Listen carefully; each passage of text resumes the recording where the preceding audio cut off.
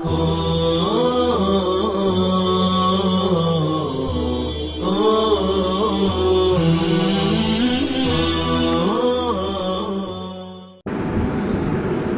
الله الرحمن الرحيم. الحديث المدرج. تعريف الإدراج: هي ألفاظ تقع من بعض الرواة متصلة بالمتن لا يبين للسامع لا يتضح إلا أنها من صلب الحديث. أنواعه: وينقسم المدرج إلى نوعين: الأول مدرج المتن، والثاني مدرج السند. ومدرج المتن هو أن يدرج الراوي في حديث النبي صلى الله عليه وسلم شيئا من كلام غيره مع إيهام كونه من كلامه. تو یہاں سے الحدیث المدرج کا بیان چل رہا ہے، اور اس سے پہلے مثال رابع میں جو اس سے پہلے کا سبق تھا اس میں یہ بتایا ہے کہ حدیث شاذ کی ایک چوتھی شکل ہے، چوتھی مثال سے واضح ہوگی. اس میں یہ بتایا ہے کہ راوی کی حالت عدالت اور ضبط کے اعتبار سے ٹھیک ہے، لیکن نقل کے اعتبار سے ٹھیک نہیں ہے. ایک بہت بڑے محدث ہیں، ان کے 100 شاگرد ہیں، 100 شاگردوں نے حدیث نقل کیا ہے.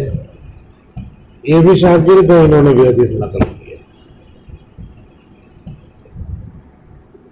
سب سے کہا ہے. لیکن یہ نقل کرنے میں حدیث بھی ویسے ہی نقل کرتے جیسے انہوں نے نقل کی، لیکن ان کی سند بالکل الگ ہے. تو ابھی تک تو سب باتوں میں اپنے تمام ساتھیوں کے ساتھ ہی یہ شمار کیے جاتے تھے، لیکن بالکل سند الگ ہے ان کی. تو اب یہی قبول تفرد ہی بسند، تمام شاگرد جو ہے ان بڑے محدث کے اس سند سے نہیں نقل کرتے، اکیلے یہ سند نقل کرتے ہیں، تفرد ہے سند. تو اب ان کی حدیث ہو جائے گی شاذ.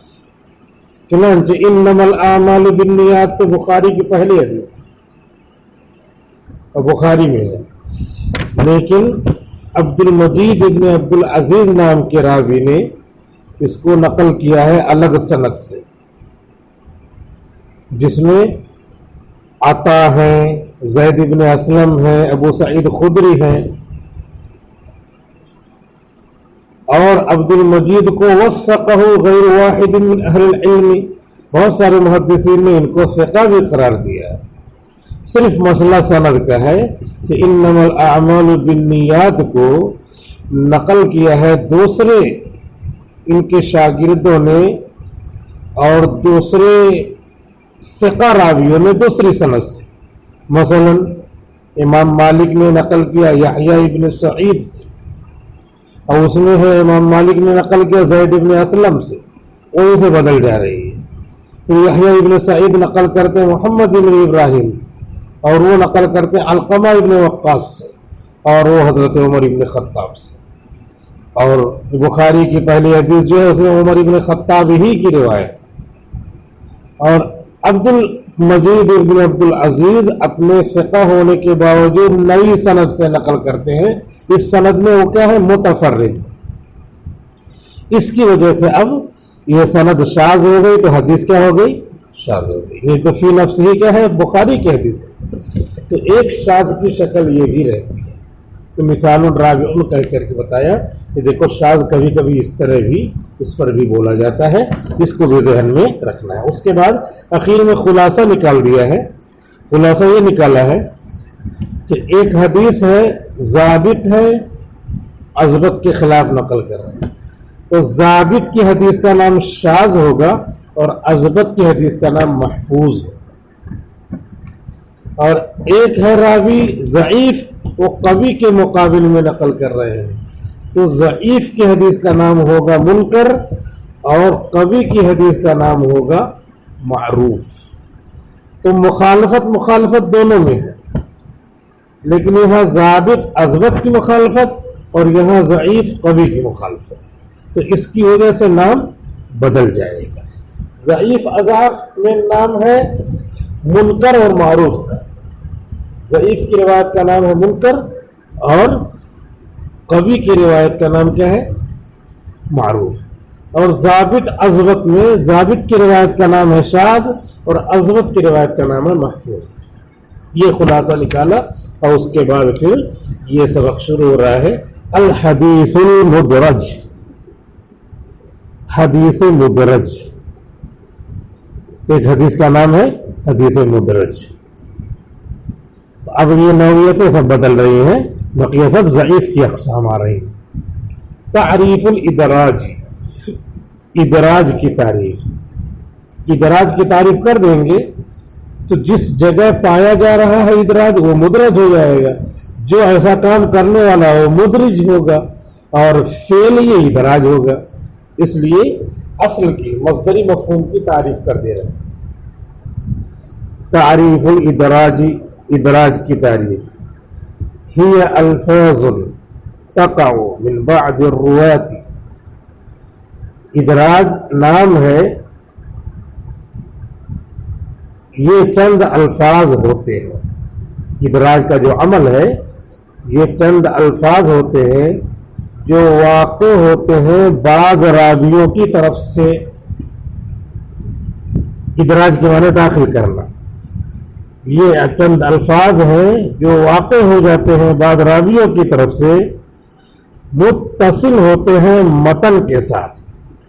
ہی الفاظ پھر متصلتن دوسری خبر بنا دیں اور نہیں تو حال بنا دیں گے متصلتن، تو ذوالحال ہوگا الفاظ، پھر ذوالحال نکرہ نہیں ہوتا معرفہ ہوتا ہے، تو تقعب کے ذریعے اس میں تھوڑا سا معرفہ ہونے کی بات پائی جائے گی، لہذا ذوالحال بن جائے گی۔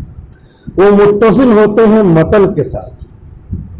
ایسے متن چل رہا ہے، یہاں پہ دو تین لفظ داخل کر دیا متن سے متصل، لیکن راوی نے داخل کیا، راوی نے داخل کیا، بڑھا دیا ہے۔ کیوں بڑھا دیا؟ وضاحت کرنے کے لیے بڑھایا، کسی اور مقصد سے بڑھایا۔ بہرحال اصل متن یہ ہے انما الاعمال بالنیات الخاصہ، خاصہ بڑھا دیا۔ اب یہ خاصہ کیوں بڑھایا ہوتا ہے بعد میں دیکھیں گے، لیکن یہ راوی نے بڑھایا ہے، وضاحت کے لیے بڑھایا، کس لیے بڑھایا؟ اب عربی پنجم میں پہلی مرتبہ آیا طالب علم تو سوچ رہا ہے کہ یہ بھی حدیث کا حصہ ہے۔ ابھی عربی جہرم میں تو بالنیات پڑھا تھا، پنجم میں پڑھا ہوا ہے۔ لا یبین للسامع، سامع کے سامنے واضح نہیں ہو رہا یہ کہ حدیث کا حصہ نہیں ہے، وہ سمجھ رہا انہا من صلب الحدیث، یہ حدیث کے اصل میں سے ہے، جز میں سے ہے، صلب پیٹھ میں سے، یعنی اسی میں سے ہے، وہ سمجھ جا رہا ہے، حالانکہ یہ بڑھا ہوا ہے۔ تو سننے والے کے سامنے بڑھا ہوا نہیں لگ رہا ہے، تو سمجھ رہا اصل حدیث میں سے، اور حقیقت میں وہ راوی نے بڑھایا ہوا ہے۔ تو اب یہی کہلائے گا کیا؟ الحدیث المدرج۔ وہ اتنا کیا ہے؟ الجزء المدرج، لیکن جس میں بڑھایا ہے تو پوری حدیث کا نام ہو جائے گا الحدیث المدرج۔ الحدیث المدرج، حدیث مدرج۔ تعریف الادراج، ادراج کی تعریف، یہ الفاظ، یہ کچھ الفاظ ہوتے ہیں تقع، جو واقع ہو جاتے ہیں۔ واقع ہونے کا مطلب وہی آ گئے، اب آنے کا مطلب کوئی یہ نہیں کہہ سکتا داخل کر دیے جاتے ہیں، لیکن لفظ جو ہے وہ ترجمہ کر کے مفہوم وہی ہے، وہاں پہ لے آئے, کسی مقصد سے لے آئے, وضاحت کے لیے لے آئے, یا اپنی عربی تھوڑا سا بگارنا تھا, میں عربی جانتا ہوں, کچھ بھی ہے, بہرحال کس کی نیت کیا ہے وہ فیما بینہ و بین اللہ ہے. لیکن یہاں آ گئے, تقعو آ جاتے ہیں, من بعد الرواتی بعض راویوں کی طرف سے. ندوی میں ایک استاذ تھے, عصر کے بعد مولانا علی میاں ندوی رحمۃ اللہ علیہ کے بازو میں بیٹھے, عصر میں کرسی سے لگا کے بیٹھتے ہوں گے. پرانا واقعہ, مولانا علی میاں صاحب بھی اللہ کو پیارے ہو گئے, وہ بھی اللہ کو پیارے ہو گئے. تو بیٹھے ہیں, اس کے بعد پھر کہا کہ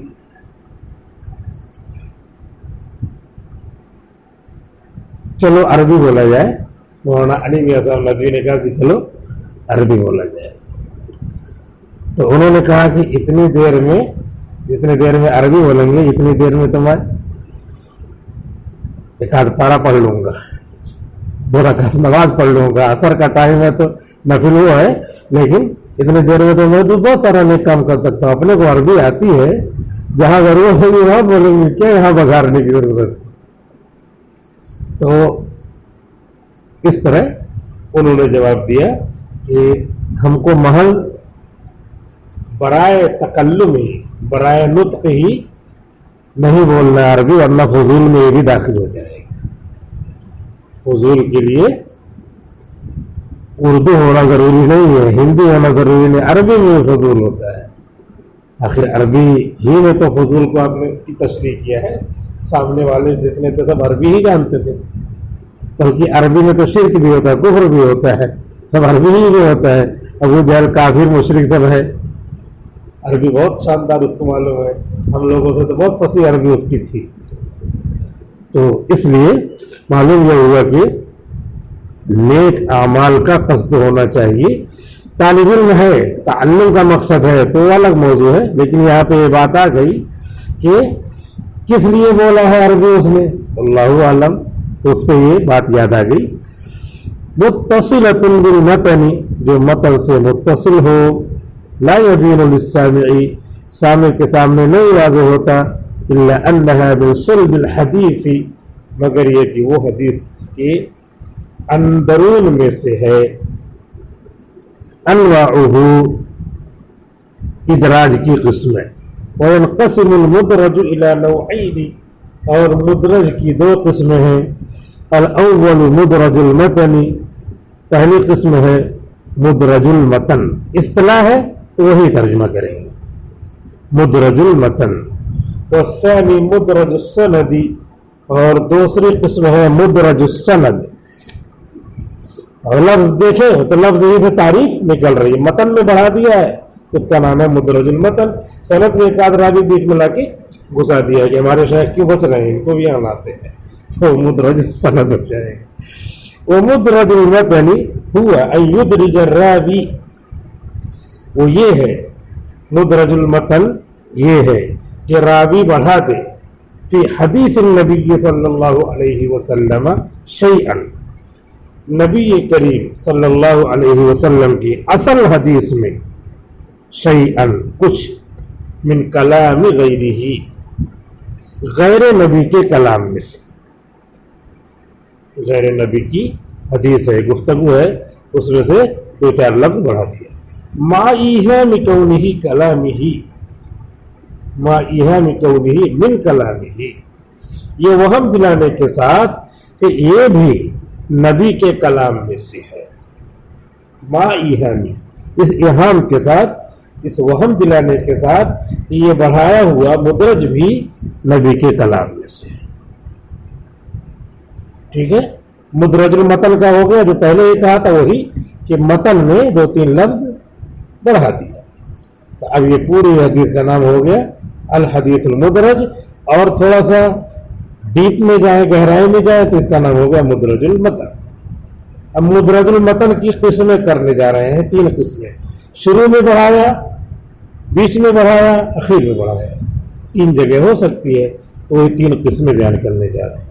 وَيَنْقَسِمُ هَذَا النَّوْعُ إِلَى 3 أَقْسَامٍ بِحَسْبِ مَوْضِعِهِ, اور یہ قسم منقسم ہوتی ہے, یہ قسم بٹتی ہے تین قسموں کی طرف اپنی جگہ کے اعتبار سے.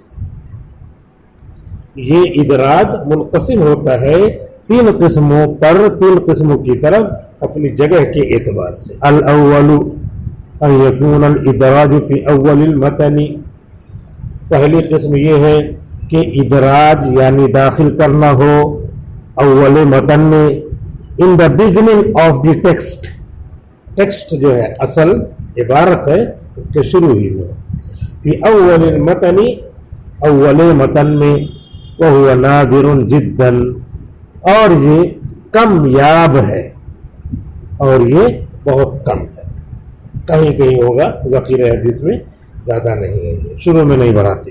ومثالہ ما رواہ الخطیب البغدادی، اور اس کی مثال وہ حدیث ہے جو خطیب بغدادی شافعی رحمہ اللہ نے نقل کیا ہے، من طریق ابی قطن، ابو قطن کی سند سے، وشباتت، اور شبابہ، وشبابت، اور شبابہ کی سند سے، عن شعبۃ، امام شعبہ سے، عن محمد بن زیاد، محمد بن زیاد سے، عن ابی ہریرہ رضی اللہ عنہ، حضرت ابو ہریرہ رضی اللہ عنہ سے، قال، کہ حضرت ابو ہریرہ نے فرمایا، قال رسول اللہ صلی اللہ علیہ وسلم، حضور اکرم صلی اللہ علیہ وسلم نے ارشاد فرمایا، اسبغ الوضوء، وضو کو مکمل کرو، اسبغ الوضوء، ویل، ویل للاعقاب من النار، بڑی خرابی ہے ایڑیوں کے لیے، یعنی آگ کی خرابی. جو جگہ سوکھی رہ جائے گی وہاں آگ لپٹ جائے گی. یہ کنایا ہے کہ آگ میں داخل ہونا پڑ سکتا ہے. جز جب داخل ہوگا تو کل بھی داخل ہوگا، ورنہ کاٹ کے داخل کریں گے. ویل للاعقاب من النار. تو یہ ہو گیا حدیث کا ذکر، جس میں اسبغ الوضوء کے بارے میں بتا رہے ہیں. فلفظۃ اسبغ الوضوء انما ہی من قول ابی ہریرہ رضی اللہ عنہ. تو اسبغ الوضوء کا لفظ یہی حضرت ابو ہریرہ رضی اللہ عنہ کے قول سے ہے، اسبغ الوضوء. اب ظاہر سی بات ہے کہ حضرت ابو ہریرہ تو یہ وہم دلانے کے لیے نہیں کہیں گے کہ نبی کا قول ہو جائے، بلکہ وضاحت مقصد ہوگا کہ دیکھو نبی نے ایسے فرمایا ہے تو وہ پورا وضو کیا کرو. اس لیے وہ ادھر نہیں جائیں گے، وہ دوسرا موضوع ہے، بس بڑھایا ہے. تو اب یہ بڑھایا تو اس کا نام ہو جائے گا الحدیث المدرج. دل علی ذلک، اس پر دلالت کیا ہے ما رواہ البخاری فی صحیحہ، اس حدیث نے جو امام بخاری نے نقل کیا ہے صحیح بخاری میں. یعنی کیسے پتہ چلا کہ اسبغ الوضوء بڑھایا ہوا ہے؟ تو کہہ رہے ہیں کہ دوسری حدیث جو امام بخاری نے نقل کی ہے، ان آدم، اپنے حضرت، اپنے شیخ حضرت آدم سے، ان شعبۃ، از شعبہ، ان محمد بن زیاد، از محمد بن زیاد. از قلم لکھتے نا، از قلم، تو ان کا ترجمہ از فارسی میں. ان ابی ہریرہ، از حضرت ابو ہریرہ، قال اسبغ الوضوء، حضرت ابو ہریرہ نے کہا کہ وضو مکمل کیا کرو. فإن ابا القاسم قال، کیونکہ ابو القاسم محمد بن عربی، محمد بن عبداللہ العربی صلی اللہ علیہ وسلم نے فرمایا. تو وہاں ایسے نقل کیا تو فٹ سے پتہ چل رہا ہے کہ یہ بیچ میں جملہ ناصحانہ آ گیا کہ اسبغ الوضوء، وضو مکمل کیا کرو. فإن ابا القاسم قال، اصل قالا کا مقولہ یہ ہے، ویل للاعقاب من النار، خرابی ہے بڑی. ویل، ویل عظیم، تنوین تعظیم کی، عقاب ایڑیوں کے لیے جو سوکھی رہ جاتی ہے، یعنی اس کا بیان ہے من النار، یعنی آگ کی خرابی. آگ میں جانا پڑے گا اتنے حصے کو، یعنی اس حصے والے کو بھی جانا پڑے گا. یہ ہو گیا شروع میں مدرج المتن فی اول المتن. الثانی ان یکون الادراج وسط المتن وهو القلیل، اور دوسرے یہ ہے کہ ادراج ہو سند کے بیچ میں، متن کے بیچ میں، اور دوسرے یہ کہ ادراج ہو متن کے بیچ میں، وہ القلیل، اور یہ بھی کم ہی ہے. وہ مثال ہو، اور اس کی مثال ہے ما اخرجہ النسائی فی سننہ، وہ حدیث جو امام النسائی نے سنن النسائی میں نقل کی ہے، من طریق ابن وہب، ابن وہب کے طریق سے. قال، انہوں نے کہا اخبرنی ابو ہانی، ابو ہانی نے مجھے اطلاع دی ہے، خبر دی ہے.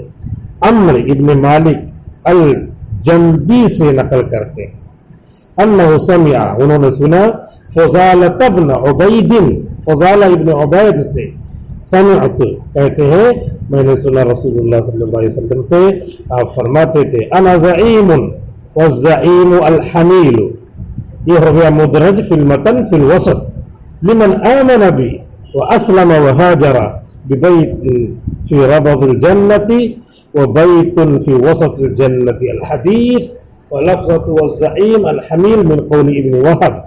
وقت پورا ہو گیا، والسلام علیکم.